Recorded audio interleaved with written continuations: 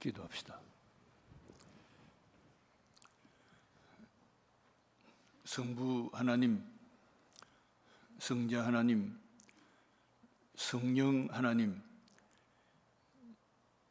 세 분이 한 분으로 존재하시면서 이 세상을 창조하시고 사람을 지으시고 지금까지 우리를 사랑과 은혜로 보호하시고 지키시는 전능하신 하나님 감사합니다. 오늘 평신도 주일을 통하여서 우리 모두가 다 하나님이 부르신 복된 일꾼이요 하나님의 놀라운 상급을 받을 복된 하나님의 백성들이오니 우리의 삶의 작은 부분부터 큰 부분까지 하나님의 뜻을 따르고 순종할 수 있는 축복의 능력이 오늘 통하여 더욱더 모든 성도들에게 임하여 주옵소서. 6월달은 6.25 동조 상잔의 상처가 있는 달이기도 합니다. 하나님, 이 나라 너무 많이 사랑하셔서 아무 자원도 없는 나라를 70년 동안 부강시켜 주셔서 감사합니다. 하나님의 은혜와 사랑을 이 나라 지도자들과 모든 국민들이 감사한 마음을 갖게 해 주시옵시고 서로를 원망하고 비판하고 서로 눈을 부라리며 물고 뜯는 이 비극이 이 나라에 있지 않도록 주의 성령께서 역사해 주옵소서. 우리 담임 목사님의 가족들에게 더욱더 성령의 위로가 함께 해 주시옵시고 이 어려운 일을 통하여서 더욱더 함께 하시는 하나님의 능력이 목사님의 가정과 하나님의 교회 위에 충만케 하옵소서. 부족하고 둔한 입술을 지키시사 하나님 말씀 바로 증거하게 해 주옵소서. 예수님 존귀하신 이름으로 기도드립니다. 아멘.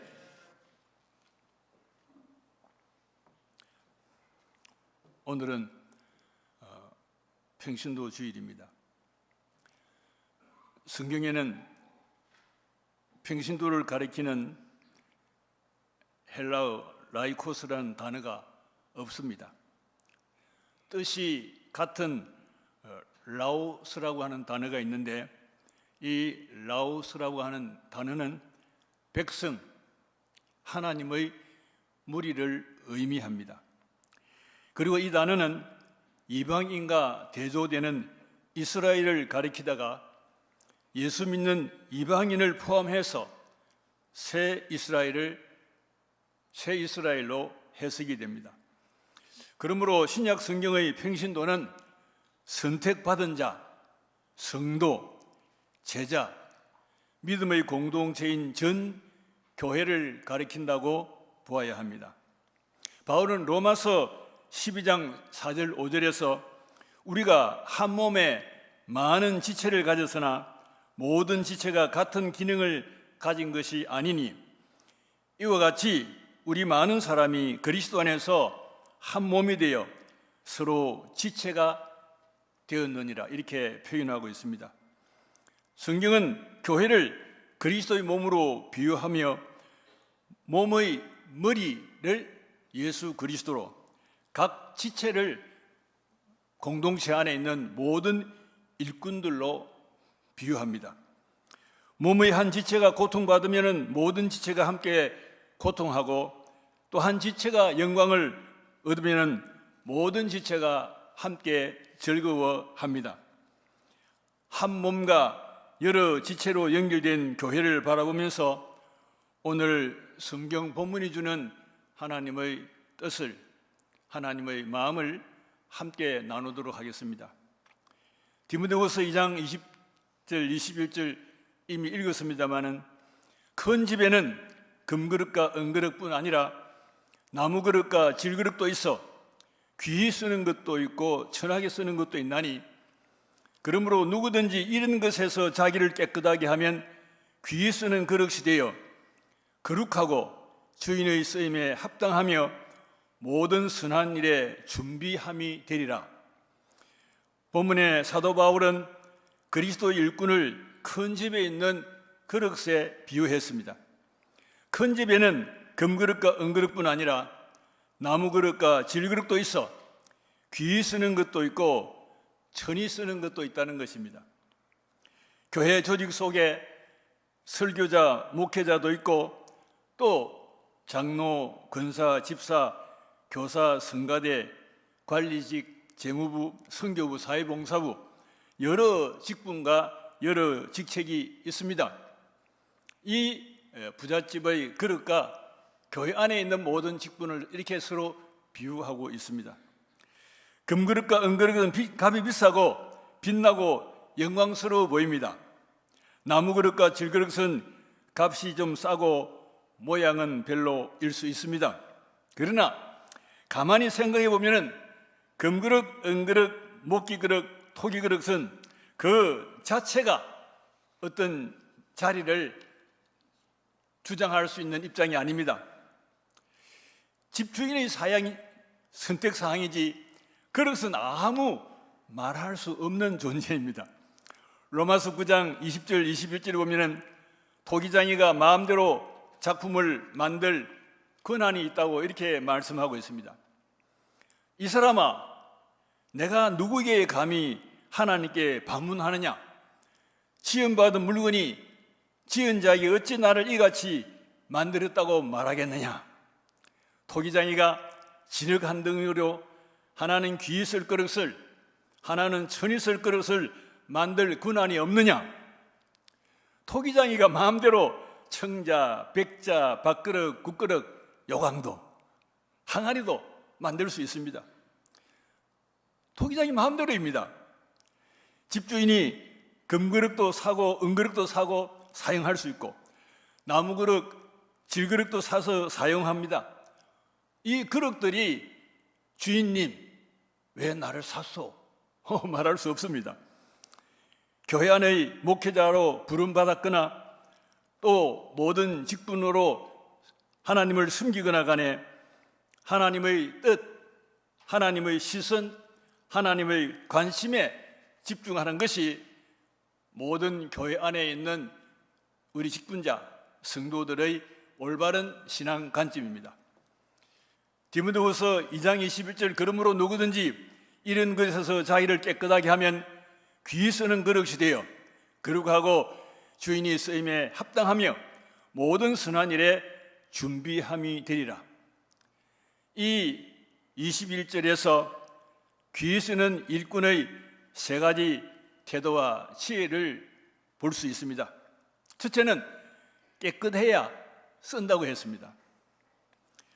그러므로 누구든지 이런 것에서 자기를 깨끗하게 하면 귀 쓰는 그릇이 되어 거룩하고 이렇게 오늘 본문의 말씀이 되어 있습니다. 집에 있는 금그릇, 은그릇이라고 해서 귀중하게 사용되는 것은 아닙니다. 나무그릇, 질그릇이나 우선 깨끗해야 음식을 담아 손님 접대도 하고 가족들이 음식을 먹을 수 있습니다. 식기의 용도는 장식품이 아닙니다. 음식을 담아 사용하는 것이 이 식기들의 목적입니다.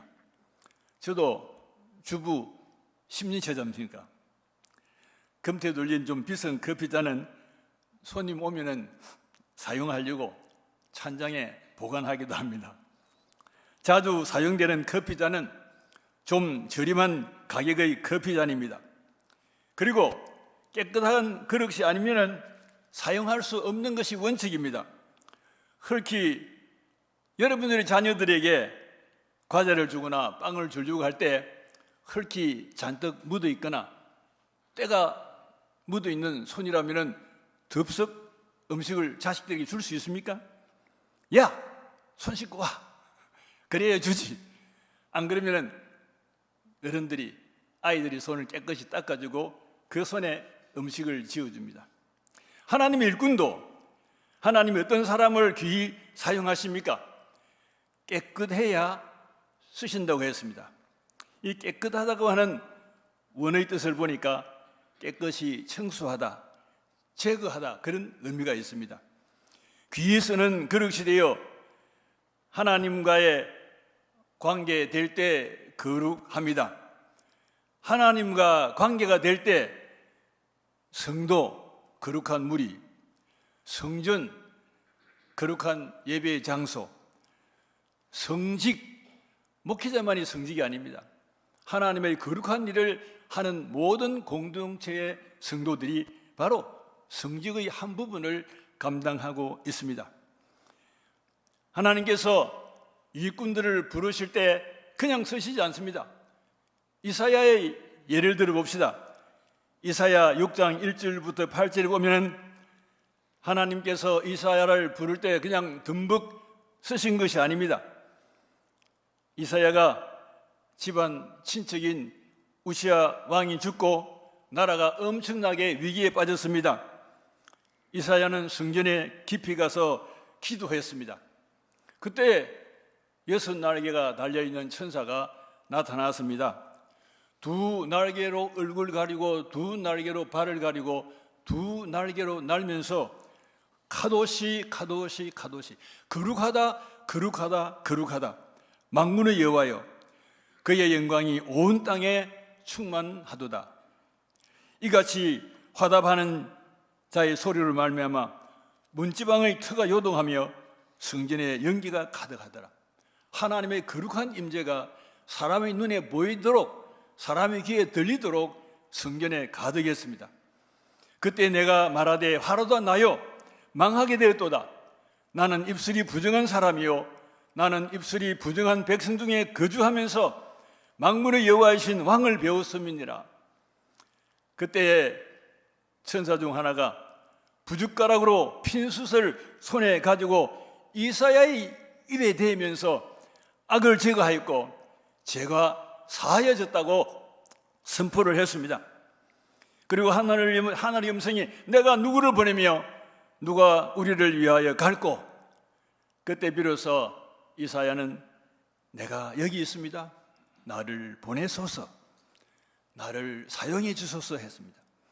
하나님의 일꾼으로 서기 전에 먼저 자기의 안과 밖에 있는 언어의 허물, 마음의 허물, 영적인 모든 허물 하나님 앞에 낱낱이 해결돼야 합니다.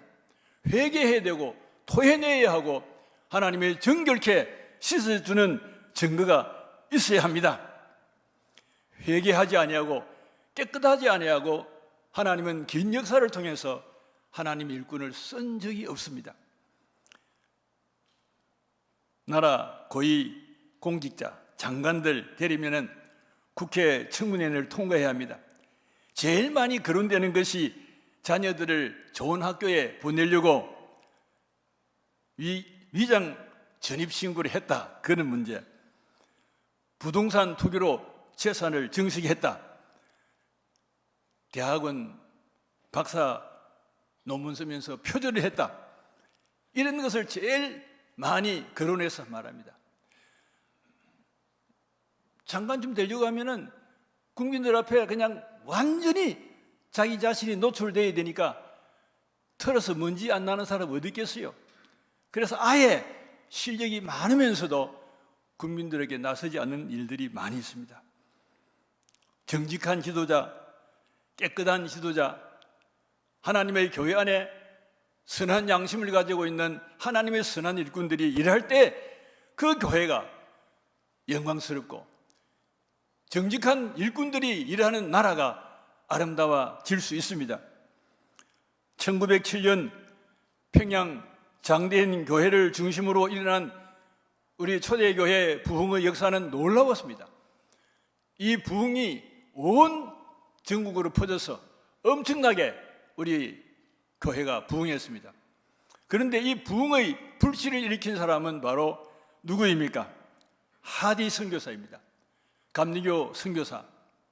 카나다에서 의사가 돼가지고 우리 한국에 파송된 선교사. 이 하디 선교사는 한국에 살면서 한국 사람들 굉장히 무시했습니다. 배운 것이 부족하고 가진 것이 없고 그리고 가까이 가면 냄새나고. 하디 선교사는 조선에서 선교사 일을 하면서도 우리 한국 사람들을 굉장히 무시했습니다. 그런데 그가 기도하면서 하나님 말씀을 증거하는데 자꾸 야, 하나님의 사람을 하나님이 꽃같이 지었는데 왜 대한 사람을, 조선 사람들을 무시하느냐? 그래서 모든 교인들 앞에서 저 한국 사람 무시했습니다. 나 나쁜 사람입니다. 나 죄인입니다. 하디 선교사가 자기의 숨은 죄를 낱낱이 고백을 하니까 교인들이 은혜를 받았어요. 성령이 임재했어요.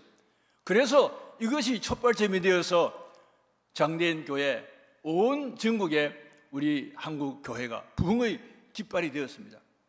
자기가 깨끗하고 자기의 허물과 부족을 겸손하게 내어놓고 하나님 앞에 깨끗한 하나님의 사람이 될 때 하나님은 이런 사람들을 통하여서 교회를 살리고 국가를 살리고 사회를 살릴 수 있습니다.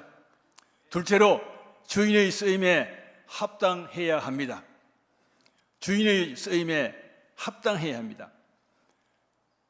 여기 쓰임에 합당하다고 하는 말은 쓸모 있는 요요한 사람을 말합니다. 하나님의 마음에 합한 자 하면은 다윗이 생각납니다. 사도행전 13장 15절부터 41절에는 바울이 전도 여행을 하다가 비시디아 안디옥 교회에서 설교한 내용이 나옵니다. 하나님이 직접 이스라엘의 필요에 따라서 이스라엘에게 사사를 그때그때 보내어서 이스라엘을 통치했습니다. 이스라엘 백성들은 불만이 많았어요. 이웃 나라는 왕이 군대를 이끌고 나가서 멋지게 싸우는 것을 보니까 우리들도 왕을 세워주세요. 왕을 세워주세요. 왕을 세워주세요. 계속해서 백성들이 왕을 세워달라 그럽니다. 하나님은 사무엘에게 야, 내 백성들이 나를 무시하고 왕을 세워달라고 하는가 보다. 왕을 세우는 것이 얼마나 국민들의 세금도 내야 되고 그리고 젊은이들을 차출해가지고 왕궁에서 일을 시켜야 되는데 왕을 세우는 것이 얼마나 피해가 있는 것도 모르고 왕을 세워달래? 그래, 왕을 세워줘. 그래서 초대 사울왕을 이스라엘 왕으로 세웠습니다. 키도 크고 아주 잘났어요. 그리고 왕으로 추대될 때는 효도도 했고 충성스러운 삶을 살았습니다. 그러나 사울이 왕이 되어가지고 권력의 맛을 보니까 대단하거든요. 세우신 하나님의 뜻을 어기면서 점점 인간적인 냄새를 풍기기 시작했습니다. 하나님은 사울을 왕으로 세운 것을 후회하셨습니다. 그리고 다윗을 세우려고 결심을 했습니다. 22절 보면은 사도행전 13장 22절 보면 패하시고 다윗을 왕으로 세우시고 증언하여 이르시되 내가 이새의 아들 다윗을 만나니 내 마음에 맞는 사람이라 내 뜻을 이루리라. 다윗이 하나님 마음에 맞다고 했습니다. 사무엘상 16장을 보면은 하나님이 사무엘에게 기름을 가지고 이새의 집에 가서 내가 지시하는 아들에게 기름을 부으라고 했습니다. 이새는 7 형제가 우선 사무엘을 기다리고 있습니다. 장남 엘리압, 차남 아비나답, 삼남 삼마 차례대로 이새 아버지가 사무엘에게 내려왔습니다. 유대인들은 장남을 최고로 치니까 엘리압에게 기름을 부으려고 했습니다. 하나님은 아니라고 했습니다. 그리고 7 아들들이 다 불합격이었습니다. 이새에게 아들이 전부요? 들여서 양을 치는 막내 8척이 있습니다. 빨리 오라고 하시오. 결국 양을 치던 다윗이 기름을 부음을 받았습니다. 다윗이 어릴 때 왕으로 기름 부음 받았지만은 20년 동안 죽을 고생을 했습니다. 골리앗을 죽이자 여인들이 사울은 천천히요 다윗은 만만히로다. 여자들이 춤을 추면서 사울은 천천히고 다윗은 만만이라. 저 녀석이 내 왕권을 차지할 수 있겠구나. 내 아들 요나단에게 왕권을 물려줄 수 없겠구나. 그때부터 이 소년 다윗을 질투하기 시작했습니다. 여러 번 죽이려고 했습니다. 그러나 하나님은 택한 다윗이 쉽게 죽도록 하지 않았습니다. 다윗이 20년 동안 도망다니면서 고통받으면서 그의 성품이 갈아지고 닦아지고 빛나고 아름다워졌습니다. 결국 하나님은 다윗을 왕으로 세우셨습니다. 하나님이 다윗의 어떤 면을 쓰시기에 합당하다고 보았습니까? 다윗은 목동 시절부터 하나님을 신뢰했습니다. 하나님은 나의 목자시니 내게 부족함이 없으리로다. 이 다윗은 노래꾼이고 시인이었습니다. 들을 보면서 하나님의 창조의 아름다움을 노래하면서 그리고 시를 썼습니다. 하나님이 향리를 맡으면서 성장했습니다. 전쟁 때마다 그가 혼자 싸우지 않았습니다. 하나님, 전쟁에 나갈까요 말까요? 후방을 칠까요 전방을 칠까요? 전쟁할 때도 기도하면서 하나님께 물어서 전쟁을 했습니다. 그리고 사울이 다윗을 죽이려고 여러 번 획책을 했는데 오히려 사울 왕이 죽을 수 있는 조건을 여러 번 만났습니다. 부하들이 다윗이여, 하나님이 사울을 죽일 최고의 찬스를 주었습니다. 없애버립시다. 그만 쫓겨다닙시다. 아니야, 하나님이 기름 부어 세운 종을 내가 왜 함부로 해? 아니야, 하나님께 맡겨. 이게 다윗의 하나님과 더불어 사는 삶의 태도였습니다. 결국은 이와 같이 하나님과 동행한 다윗을 세워서 그 혈통의 메시아 예수 그리스도 오시게 했고 위대한 하나님의 사람으로 써주셨습니다. 셋째로, 선한 일에 준비되어 있어야 합니다. 이 선이라고 하는 말은 사람에게 사용하는 단어가 아닙니다. 이 선은 하나님께 사용되는 단어입니다. 마가복음 10장 17절 18절 보면은 예수님이 길을 가다가 부자 한 사람이 달려와서 꿇어 앉아 묻습니다. 선한 선생님이여, 내가 무엇을 하여야 영생을 얻겠습니까? 예수께서 이르시되 내가 어찌 나를 선하다 일컫느냐? 하나님 한 분 외에는 선한 이가 없다. 그렇기 때문에 하나님은 선이십니다. 우리 감리교회 신앙 고백에 진선미애의 근원이신 하나님을 믿는다.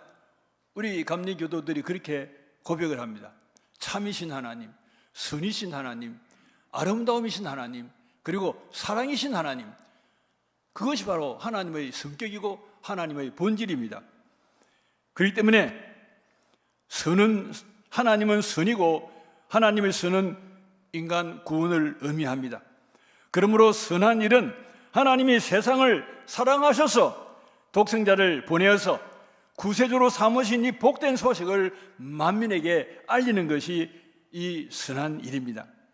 이 선한 일에 준비된 사람이 누굽니까? 밖으로 떠오르는 사람이 세례 요한입니다.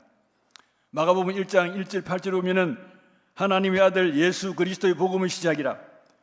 선지자 이사야의 글에 보라, 내가 내 사자를 내 앞에 보내노니 그가 내 길을 준비하리라. 광야에서 외치는 자의 소리가 있어 이르되 너희는 주의 길을 준비하라. 그의 오실 길을 곧게 하라. 세례 요한이 광야에서 죄의 사함을 외쳤습니다. 회개하시오! 천국이 가까이 왔습니다. 하나님의 영이 강하게 역사한 이 세례 요한의 전도에 많은 사람이 귀를 기울였습니다. 많은 군중들이 모여들었습니다. 그리고 그들이 회개할 때 요단강에서 세례를 베풀었습니다. 그런데 세례 요한은 교만하지 않았습니다. 광야에서 기도하면서 전도했습니다.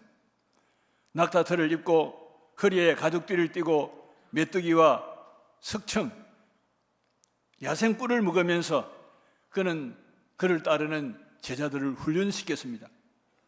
많은 군중들이 모였지만은 그가 교만하지 않았습니다.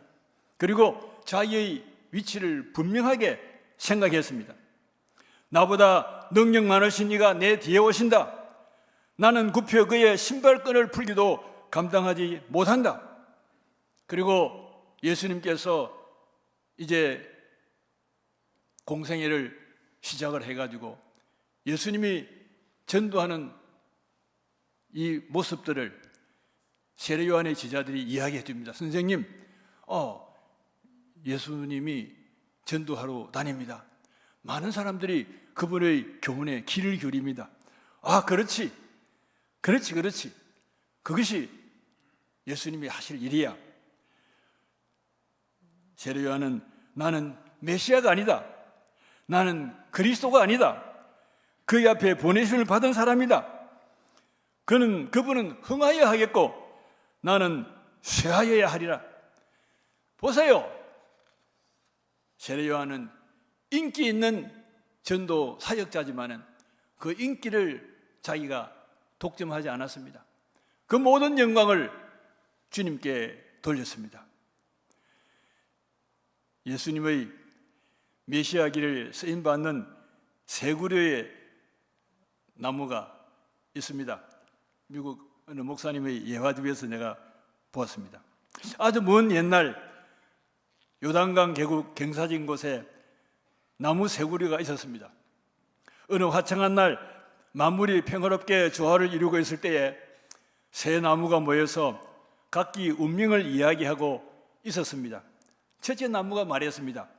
나는 오래전부터 꿈을 키워왔어. 나는 여기에서 예루살렘으로 들어가 거기서 성전을 짓는데 쓰여졌으면 해. 그렇게만 될 수 있으면 나는 하나님께 큰 봉사를 하게 될 텐데, 그때는 많은 사람들이 성전에 찾아와 경배를 드리며 내 모습을 볼 수 있지 않겠어? 그리고 나의 모습을 통해 나를 지으신 하나님이 얼마나 위대하신지를 알게 될 거야. 이렇게 말했습니다. 이 말을 듣고 있던 두 번째 나무가 입을 열었습니다. 내 꿈은 사람들을 섬기는 거야. 내가 바라는 것은 내가 해변으로 인도되어서 큰 여객선이 되어서 지정해를 내왕하는 사람들을 돕는 거야. 그렇게 되면은 많은 사람들이 새로운 모험을 할 것이고 저쪽 로마의 풍요함을 이 땅에도 심어줄 수 있지 않겠어? 그때 세 번째 나무도 가지를 치켜들면서 말했습니다. 나는 여기서 그대로 혼자 남아있고 싶어. 여기에서 내 가지를 하늘을 향해 치켜들고 산을 오르며 나를 보는 사람마다 눈을 들어 하늘을 보고 하나님을 생각나게 하고 싶어. 그리고 여름 햇빛이 쪼일 때 시원한 그늘을 만들어주면 얼마나 보람되겠어? 그런데 드디어 첫 번째 나무 그루에 도끼가 와 닿았습니다. 그 나무는 높은 꿈을 가득 안고 언덕에서 끌려 내려왔습니다. 목수는 그 나무를 조각내기 시작했습니다. 그러나 성전 돌보가 되리라 생각했던 이 나무의 꿈은 여지없이 깨어지고 말았습니다. 그 나무는 작은 마을 베들레헴 어느 집 말구유를 만드는데 쓰여졌습니다. 나귀들이 이 예물통을 핥으면서 아주 더러워졌습니다. 이 나무의 꿈은 깨어지고 수치를 느꼈습니다. 내가 매우 낡아 빠진 구유가 대단히 씩씩거렸습니다. 두 번째 나무도 베어졌습니다. 그 나무는 자기가 바라던 대로 배를 짓는 공장으로 보내졌습니다. 그러나 그의 꿈은 물거품이 되고 말았습니다. 지중해를 왕래하는 꿈이었던 여객선이 되기는커녕 갈릴리라고 하는 호수에서 어부들이 낚시질하는 배가 되었습니다. 매일 바닥에는 썩은 고기 냄새가 났습니다. 이 나무도 크게 절망을 했습니다. 자기 신세를 타령하면서 수치롭게 생각했습니다. 세 번째 나무는 그가 바라는 대로 오랫동안 그 언덕에 서 있었습니다. 그러나 그 나무 역시 베어져 그 언덕을 떠나 예루살렘으로 가게 되었습니다. 목수들의 손에 의해서 그 당시 중한 죄인을 처형하는 기구인 세계의 십자가로 되어가는 자기의 모습을 보면서 실망했습니다. 결국 내가 이런 꼴이 될 줄이야 하며 긴 한숨을 내쉬었습니다.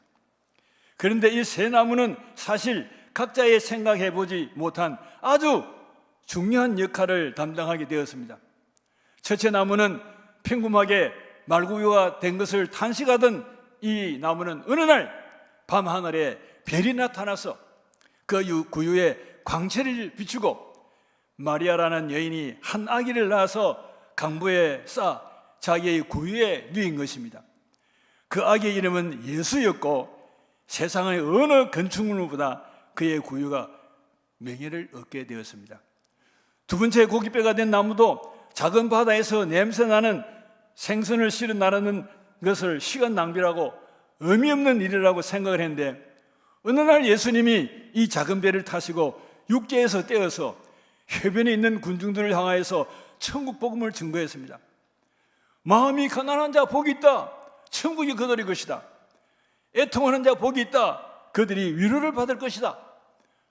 갈릴리 바다의 조그만 배는 세상 어떤 여객선보다 영광을 차지하게 되었습니다. 세 번째 십자가가 된 나무는 예수님이 이 땅에서 마지막 못 박혀 인류 대속의 귀한 죽음을 감당하게 되었습니다. 세상 어느 교회를 가나 그 나무의 모습, 십자가의 모습은 영광스럽게 구원과 승리를 상징하게 되었습니다. 말 여물통이라고 고기잡이 작은 배라고 흉한 재수의 형틀이라고 원망 불평했는데 예수님의 탄생의 도구로 말씀 증거하는 전파의 도구로 대속의 십자가 아름다운 도구로 바꾸었습니다. 꿈은 꿈꾸는 대로 이루어지지 않아 불평과 원망으로 살던 세 그루 나무가 예수님의 출생, 복된 전도 사역, 그리고 희생의 죽음과 관계를 맺으니까 같이 찬란한 영광스러운 도구가 되었습니다. 우리가 약하고 부족하고 허물진 인생이라고 해도 낙심하지 아니하고 주님께 붙잡히면은 영광스러운 사람이 될 수 있습니다. 6.25 참전 용사의 기적에 대해서 말씀을 하고 설교를 끝내겠습니다. 6.25 전쟁 때 참전한 미국 병사 빌이라는 군인이 있었습니다. 전투 중에 폭탄에 맞아 하반신이 완전히 마비되었습니다. 목 이하는 마비되어 팔, 다리도 제대로 움직이지 않았습니다. 대소변도 스스로 가리지 못했습니다. 목 위만 겨우 신경이 통해서 볼 수 있고 말할 수 있고 들을 수 있었습니다. 병원에 입원한 상태로 평생 지내야 했습니다. 아내 스텔라가 병실을 지키면서 3년 이상 시간이 지났을 때 어느 날 남편의 손을 잡고 울면서 기도하면서 이혼하자고 제안을 했습니다. 도저히 나는 병실에서 이렇게 생활할 수 없어. 우리 헤어지도록 합시다. 당신은 국가에서 주는 연금으로 치료받으며 병원에서 생활할 수 있으니 나는 도저히 견딜 수 없어요. 나는 나의 인생을 살아야 되겠습니다. 그때 남편 빌은 눈물을 글썽이면서 아내에게 이렇게 말했습니다. 당신의 행복을 빌리겠소. 그러나 하루만 더 참아 주시오. 그날 밤 빌은 눈물로 하나님께 기도했습니다. 오 주님, 제게 힘을 주십시오. 성령의 능력으로 나를 일으켜 좀 사용해 주십시오. 그 순간 이상한 일이 일어났습니다. 마비가 되었던 손이 움직이고 발가락에 힘이 생겼습니다. 얼굴에 생기가 돌았습니다. 이 기적을 체험한 빌은 그 후 훌륭한 복음 전도자로 사명의 사람으로 쓰임받게 되었습니다. 하나님은 이 빌이 아무 연고도 없는 대한민국 국민들을 위해서 전쟁에 나가서 참혹한 상태가 되었는데 아내의 이혼 직전에 하나님 앞에 간절한 기도했습니다. 하나님, 저를 좀 불쌍히 여겨 주십시오. 어떻게 해서든 좀 사용해 주십시오. 하나님은 빌 부부에게 기적을 주셨습니다. 하나님은 우리가 약할 때, 힘들 때, 어려울 때 하나님께 구하면은 하나님은 기다렸다는 뜻이 우리를 도우시고 힘 주시고 용기 주시고 새 힘으로 일어나게 하시고 일하게 하시고 가정을 위해서, 하나님의 교회를 위해서, 이 사회를 위해서 일하도록 쓰실 줄로 분명히 믿습니다. 요한 웨슬레 목사님은 마지막 운명 때 가장 좋은 것은 하나님이 우리와 함께 함이라. 가장 좋은 것은 하나님이 우리와 함께 함입니다. 저와 우리 모든 성도들에게 하나님은 지금도 함께 하시고 내일도 함께 하시고 영원히 우리가 하나님과 일하는 한 일꾼으로 써주실 줄로 믿습니다. 이 귀중한 은혜와 축복이 온 성도들에게, 하나님의 교회에 넘치기를 간절히 축원합니다. 아멘.